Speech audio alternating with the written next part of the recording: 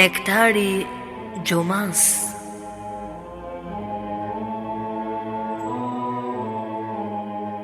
Prezanton Fondacioni Kur'anit.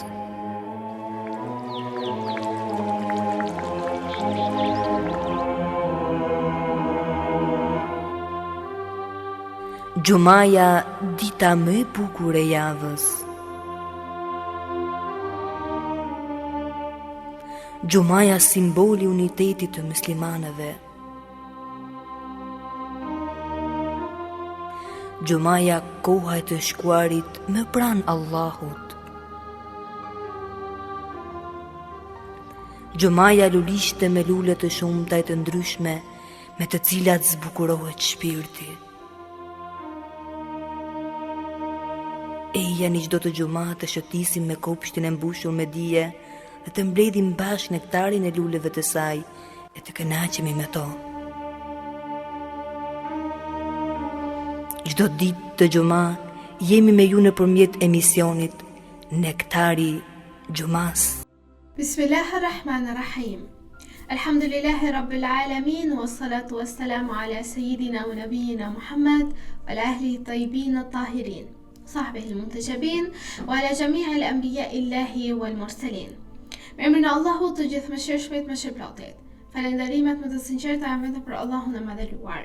Paqja dhe mëshira e Allahut qofshin mbi profetin Muhammed, mbi familjen e tij të pastër, mbi shokët e tij të zgjedhur dhe mbi të gjithë të dërguarit dhe profetët e Allahut xhaleshanuhu. Të nderuar dëgjues dhe shikues, ju përshëndes me përshëndetjen e bukur islame. Assalamu alaikum wa rahmatullahi wa barakatuhu. Paqja, mëshira dhe beqatia e Allahut qofshin mbi ju.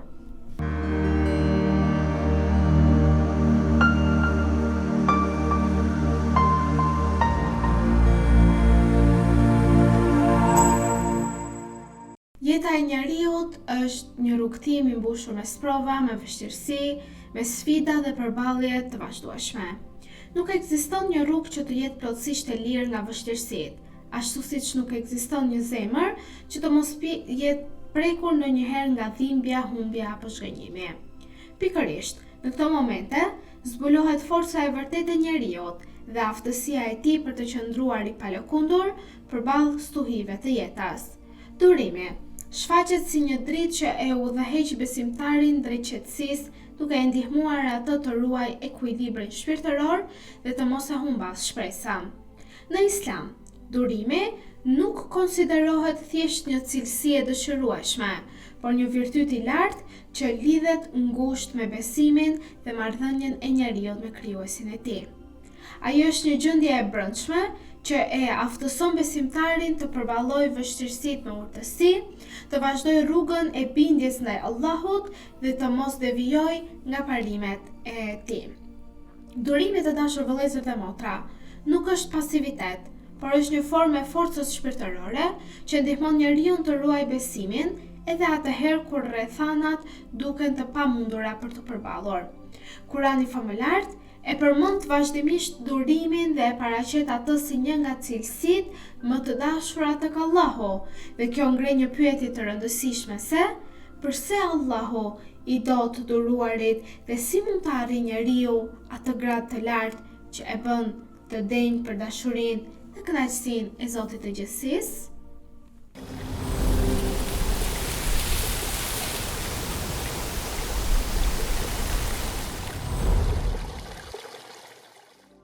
Të dashur vëllezër dhe motra, ju ftoj të ndiqim së bashku ajetet e përzgjedhura nga sura Bekare për ditën e sotme, nga ajeti 152 deri në ajetin 157 të kësaj sureje. Me emrin e Allahut, të gjithëmëshirshmit, mëshirëplotit. Prandaj, më kujtoni mua me namaz dhe lutje, që unë t'ju kujtoj me shpërblime dhe më falenderoni mua, duke mu bindur e mos i mohoni dhuntit e mia me mosbindje. O besimtar, kërkoni ndihmë për veten nëpërmjet durimit dhe namazit. Në të vërtetë, Allahu është me të duruarit. Dhe mos thoni për ata që vritën në rrugën e Allahut se janë të vdekur. Jo, ata janë të gjallë, ndonë se ju nuk e ndjeni. Sigurisht që ne do t'ju provojmë me frikë dhe uri, me dënim të pasurisë, të njerëzve dhe të lashtave. Prandaj, përgëzoi të duruarit, të cilët, kur i godet ndonjë fatkeqësi thonë, të Allahut jemi dhe vetëm tek ai do të kthehemi. Ata do të shpërblehen me bekim dhe mëshirë nga Zoti i tyre, ata janë në rrugën e drejtë.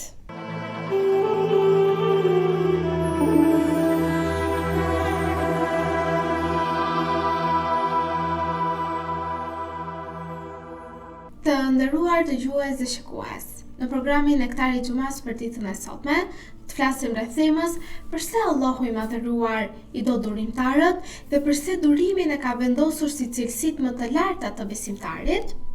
Durimi është një nga cilësitë më të larta që Allahu e ka vendosur në zemrën e besimtarit, sepse ai nuk është thjesht aftësia për të përballur vështirësitë, por është një forcë e brendshme që e mban njeriu të palëkundur në rrugën e së vërtetës.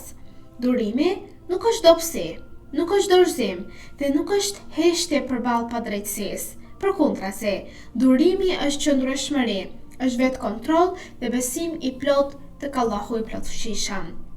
Njeriu shpesh pyet veten, pse Allahu i do të duruarit? Çfarë bën durimin kaq të veçantë, saqë Allahu e lidh dashurinë e tij, pra dashuria e Allahut lidhet me këtë virtyt? Përgjigjja gjendet në fjalën e Zotit të Gjithësisë. Allahu na premton dhe thot, Allahu i do të duruarit. Ajeti 146 i surës Ali Imran. Ky ajet është një nga ajetet më të bukura të Kuranit, sepse nuk flet vetëm për shpërblimin e durimit, por për diçka shumë më të madhe, që është dashuria e Allahut ndaj nesh. Pasuria është një dhuratë, shëndeti është një mirësi për ne, ndërsa dashuria e Allahut është grada më e lartë që mund të arrijë një njeri në jetën e tij si në këtë botë edhe në botën tjetër.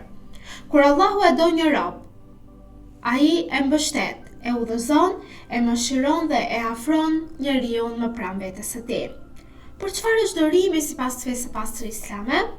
Durimi të dashur vëllezër dhe motra ndahet në 3 forma kryesore. E para është durimi në bindje ndaj Allahut, e dyta durimi në largimin nga mëkatet dhe e treta durimi gjatë provave dhe fatkeqësive. Njeriu mund të jetë i durueshëm përballë varfërisë, por të mos ketë durim në kryerjen e namazit. Një tjetër mund të jetë i rregullt në adhurimin e tij, por nuk ka durim për sa i përket pra largimin nga mëkatet. Një besimtar i vërtet përpiqet të bashkojë të gjitha këto forma të durimit dhe të formojë një karakter të fortë të tij. Allahu i Madhëruar thot: Bismillahirrahmanirrahim. O ju që keni besuar, kërkoni ndihmë përmes durimit dhe namazit. Vërtet, Allahu është me të duruarit. Ajeti 153 i surës Bekare. Sa e bukur është kjo fjalë hynore.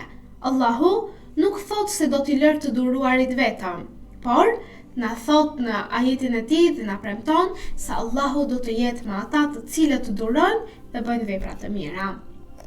Pra kur njeriu përballet me humbje, me sfida, me sëmundje, me padrejtësi apo vështirësi të shumta gjatë jetës, ai shpesh ndjen se është vetëm dhe asgjë nuk i jep atij atë rehatin që ai kërkon. Mirpo, Kurani na mëson se në këto çaste ku njeriu ndjen veten të vetmuar dhe të humbur dhe të poshtëruar nga ato rëndesa e gjërave të këqija të kësaj bote, në ato momente njeriu do të kujtojë se Allahu është më pranë tij se sa damari i jetës. I dërguari i Allahut, paqja dhe bekimet e Allahut qofshin mbi të dhe mbi familjen e tij, ka thënë: Askujt nuk i është dhënë një dhuratë më e mirë dhe më e gjerë se sa durimi.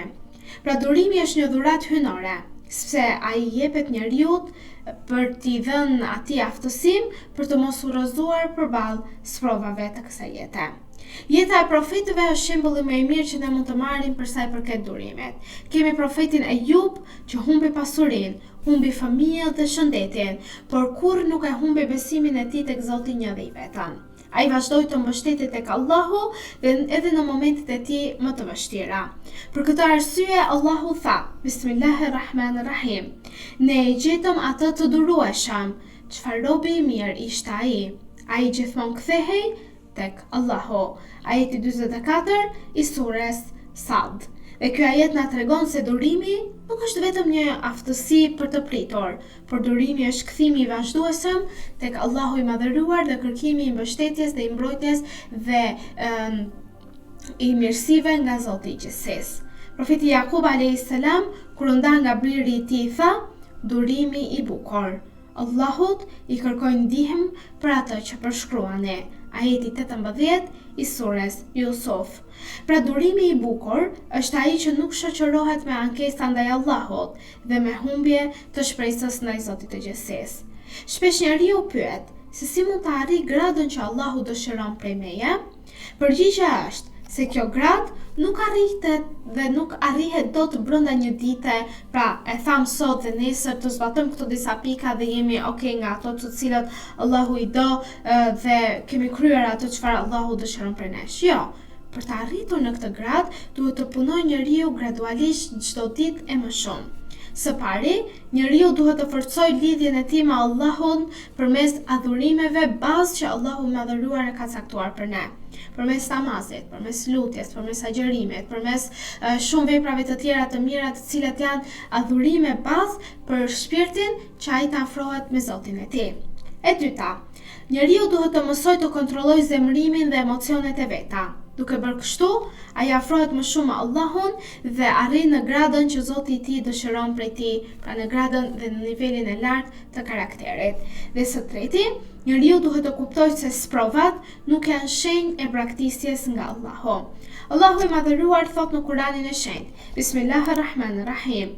Ne do t'ju sprovojmë me pak frikë, uri, humbje të pasurisë, të jetëve dhe të fryteve. Përgëzoj të dëruarit. Ajeti 155 i sures Bekare. Me njëherë pas këtij ajeti, Allahu përshkruan se kush janë të duruarit të përmendur në këtë ajet dhe thot, ata që kur i godet një fatkeqësi thon, ne jemi të Allahut dhe tek ai do të kthehemi. Ajeti 156 i sures Bekare. Pra besimtari e kupton se gjithçka që zotëron është amanet nga Zoti i Gjithësisë dhe se kthimi tek Allahu është i pashmangshëm. Imam Aliu paqja qoftë mbi të ka thënë: durimi ndaj besimit është si koka për trupin, nuk ka besim për atë që nuk ka durim. Imam Sadiku paqja qoftë mbi të ka thënë: kur Allahu e do një rob, e zhyt atë në sprova. Pra, njeriu të nderuar dëgjues dhe shikues, nuk matet nga ditët e lehta të tij, por nga mënyra se si reagon në ditët e tij të vështira. Durimi nuk do të thotë të mos qash. Durim nuk do të thotë të mos ndjesh dhimbje.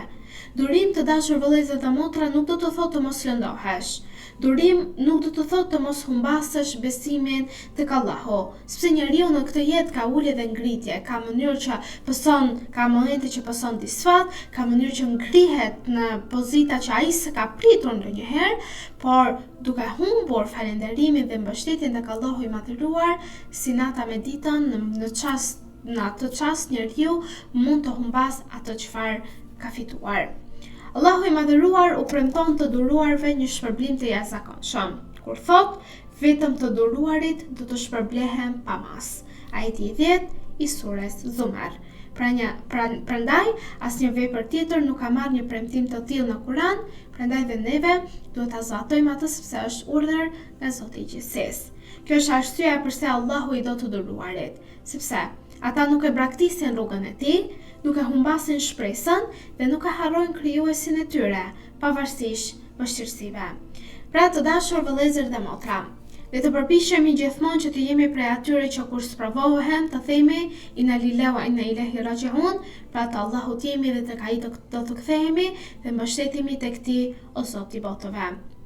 Të jemi prej atyre të cilët kurse si nuk dorëzohen, kur rrëzohen, të gjejnë mbështetjen tek Allahu për të ngritur dhe kur dobësohen, kërkojnë forcë prej Zotit të Gjithësisë, sepse grada që Allahu i Madhëruar dëshiron për ne nuk arrihet me nxitim ose me një gjë brenda ditës, por ajo grad e lartë kërkon besim, kërkon durim dhe kërkon përkushtim të plot ndaj Zotit të Gjithësisë. Allahu na bëft për atyre të cilët themi dëgjuam dhe i bindëm fjalës tënde o Zoti i botëve, dhe të na bëjë për atyre të cilët bëjnë vepra të mira, urdhërojnë për të mirë dhe ndalojnë nga e keqja. Në këtë moment të nderuar dëgjues dhe shikues, duke ju lënë në mbrojtjen e ndihmën e Allahut xhaleshanhu, ju përshëndes me përshëndetjen e bukur islame.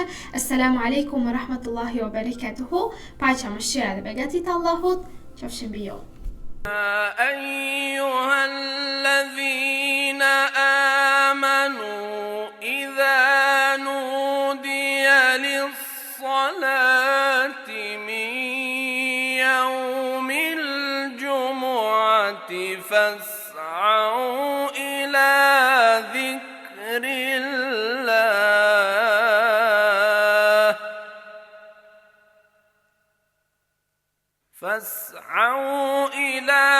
ذكر الله وذروا البيع ذلكم خير لكم إن كنتم تعلمون.